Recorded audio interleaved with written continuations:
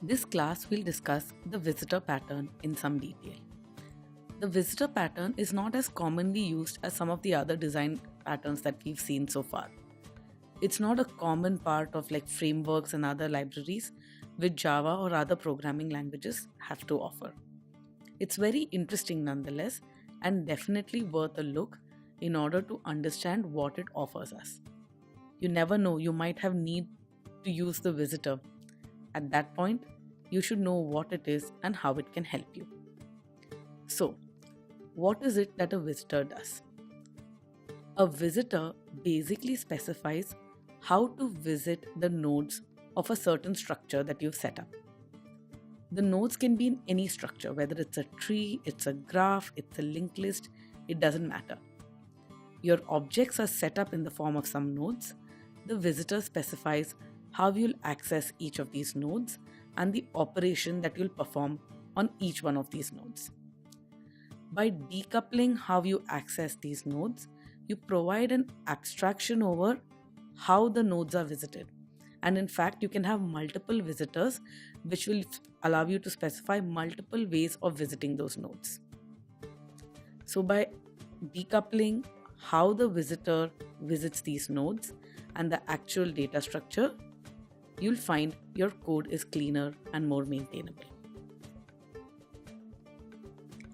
Now the visitor pattern is inextricably linked to the composite pattern. So it's worth our while to explore the composite pattern in a little bit of detail before we move on to the visitor. What is a composite? A composite basically defines a structure of nodes. People or users interacting with one node in the composite should do so in the same way as with the composite as a whole. So let's take a quick detour into the composite pattern. The composite pattern is also easily understood when you understand the decorator. So we'll have a brief visit in the decorator pattern, and then we'll look at the composite before we move on to the visitor. In general, we use the decorator pattern when we have a whole number of objects. Each of these objects have a specific behavior independent of all others. Each of these objects decorate what is passed into them, and this decoration is independent of other objects. Right? Each class in the decorator pattern can be constructed from an object of the common interface or the base class. So you have one class which belongs to the common interface or the base class. You pass that into another and you can create the second. You pass the second into the third to create the third. You pass the third into the fourth to create the fourth, so on and so forth.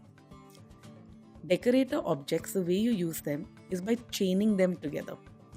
And every link in this chain should not know of the details of the other objects in the chain. They're completely independent. They know their own behavior. They know what they need to do. They don't really need to know what others are doing. They have a common interface or abstract base class and have one class for each independent type of behavior. So all these objects in the decorator chain have a common interface or abstract base class, and the implementation of the class defines the specific behavior for each class, the specific way in which that class decorates. Alright, this is best understood using a diagram, so we'll quickly see one. This is how working with a decorator looks diagrammatically. So we have the file input stream, which is passed into a buffered input stream. And if it wasn't obvious to you already, this is how we deal with file I/O in Java. The buffered input stream is then passed to a gzip input stream. Especially if the file is zipped, this is what you need. The gzip input stream is passed to an object input stream because we've serialized an object. So here we have a whole bunch of objects, each implementing the input stream interface. Think of each of these layers as the layers of an onion. They are all onion, that is, they implement the input stream interface the same. However, they are different in that they specify different behaviors. The objects are created in a chain from one object that's passed in. The user only deals with the outermost object. That's all the user is interested in. In this case, it's object input stream. This diagram sums up the decorator pattern. There is one important thing to remember as a part of the decorator pattern, and that is that all these chained objects, the object input stream, gzip input stream, and so on, are independent of one another. They do not depend on each other for any information or anything else. Now, instead of this being true, what if we wanted a set of objects which look like this?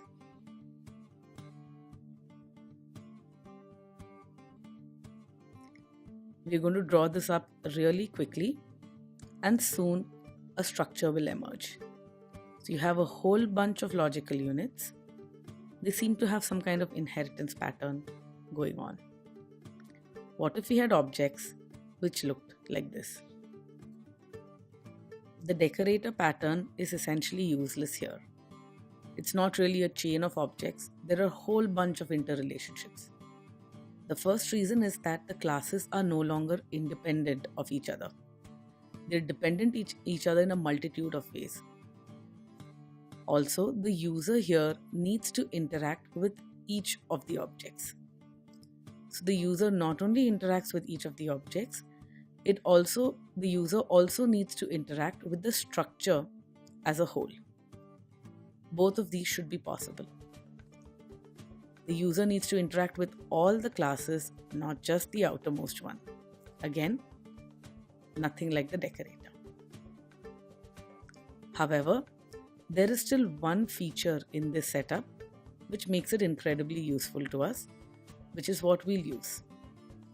And that is, every object in this hierarchy, every object in this setup are created from objects which are like themselves.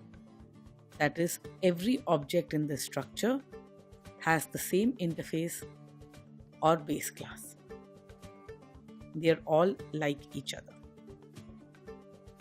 This is pretty much the composite pattern. So here we have the composite pattern. We learned about the decorator. We learned about the composite. Onward to visitor.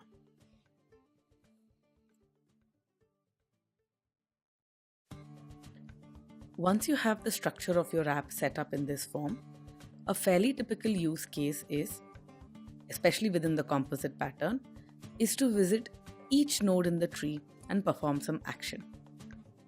So we want to visit each node in this tree. Note that I'm not specifying how we'll visit it, only that we'll visit each node in this tree and perform some operation on it. We want the same operation performed on all nodes in this composite pattern. In this particular case, the structure is a tree, but you can imagine any structure where we visit each node and do something, like we are doing on screen right now. Here we are going to every logical unit in this composite pattern and performing exactly the same action. And in our case, we've just called it do something. What we just did, this is exactly where the visitor pattern comes in handy. When we go to each node, we are visiting each node. Again, I have not specified how we visit these nodes, but we visit each node to perform an action, and that is the visitor pattern. Now let's just define the visitor pattern in a little bit more detail. The visitor pattern involves having an object that knows how to traverse the tree of a composite object.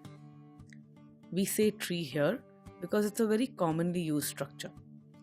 But a composite object could be anything. It could be a graph, it could be some kind of nested containers, anything.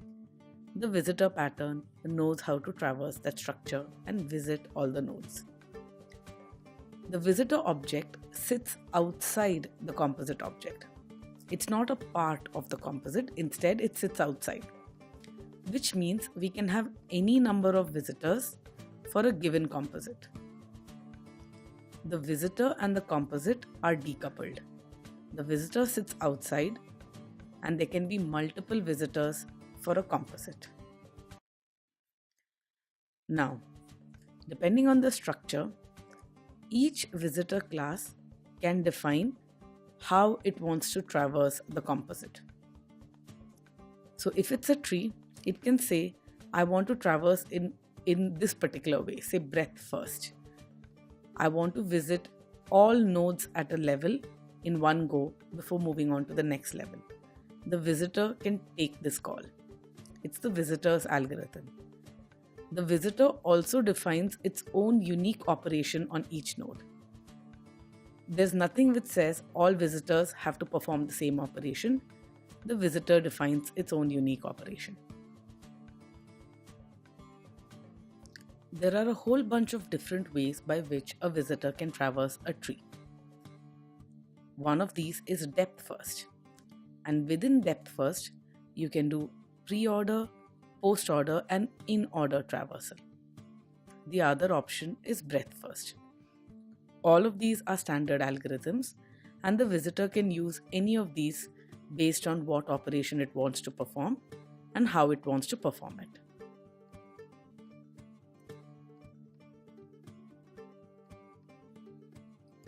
Now that we've understood the visitor pattern, let's take a look at some of the pros and the cons of using this to traverse a composite object. So when we use a visitor object along with the composite, it's easy to customize the process of traversal and add new operations that the visitor could perform. So the composite is this complicated object which has all these interdependencies within the objects which it holds. The visitor sits separately, so you can specify new traversal and new operations very, very easily on the visitor rather than working only on the composite. But this has some downsides. It means the visitor knows the composite very intimately. Each time the composite object implementation changes, the visitor object implementation might also need to be changed.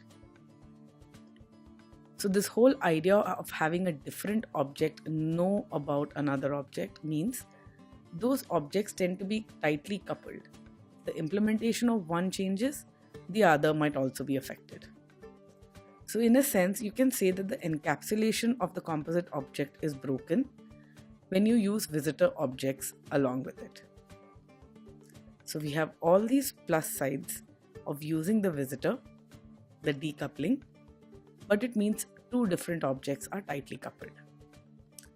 This is the visitor pattern.